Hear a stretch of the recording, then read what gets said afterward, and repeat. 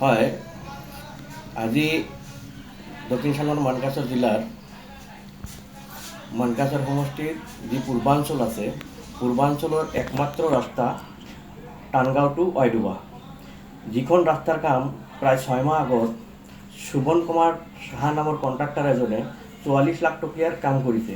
কিন্তু আমি দেখা পাই আছোঁ এইবেলি য'ত য'ত কাম কৰিছে তাতে বেছিকৈ গাড্ডা হৈছে, মানে ভাঙি চিঙি চুৰমাৰ হৈছে। ইতিমধ্যে আমি দেখা পালোঁ আজি এটা মাছৰ গাড়ী আৰু লগতে এটা ডাম্পাৰ গাড়ী তাত ফাঁচি গৈ আছে। মানে সৰু গাড়ীটো যাবই নোৱাৰে, ডাঙৰ গাড়ীও আজি তাত ৰখি গৈ আছে। তো এই যিখন ৰাস্তা আমাৰ লাইফলাইন ৰাস্তা, ইয়াৰ প্ৰায় 7-8টা গাঁও পঞ্চায়ত আছে আমাৰ এইখন ৰাস্তাত।